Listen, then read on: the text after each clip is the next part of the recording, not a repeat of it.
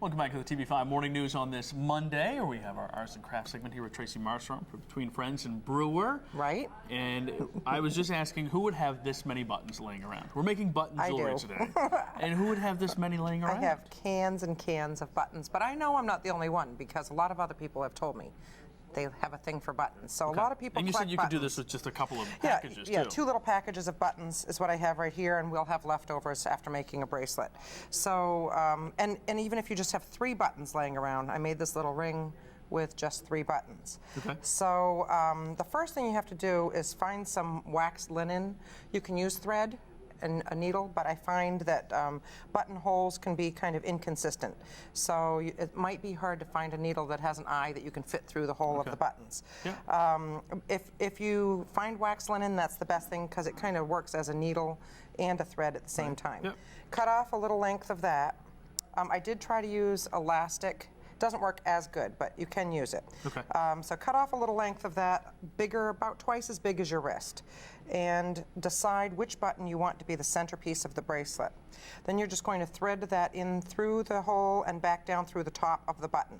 Right. A lot of buttons have 2 sides, so whatever side you want to show, that's the side you're going to have the thread ending on the front of. Okay. And then just make sure you've done that evenly, and flip that over, and then thread on a button that is either contrasting, or you could use all the same buttons.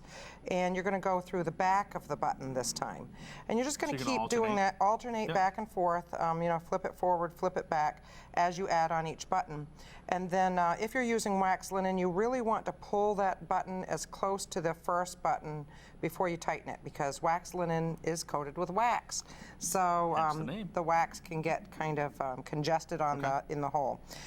So after you've added them on and you finished your string, make sure that it's going to go all the way around your wrist or the person you're making it for, since you probably wouldn't be making it for you, Wayne. Well, you might be. You might be. I shouldn't assume.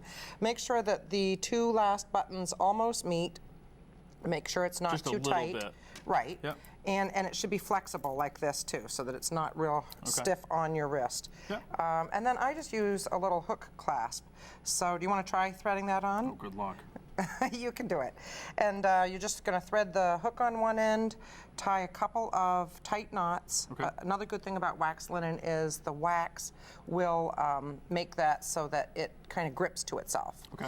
And pull that really tight. I always test the end by pulling on the bracelet and the clasp to make sure it's not going to move or come undone, and then clip that after you've done 2 or 3 knots. Okay. And you can use just regular plain old buttons. Like, none of these buttons match, but they're all in the blue and green family. Yep. And they're all about the same size. It does work best if you use all the same size buttons.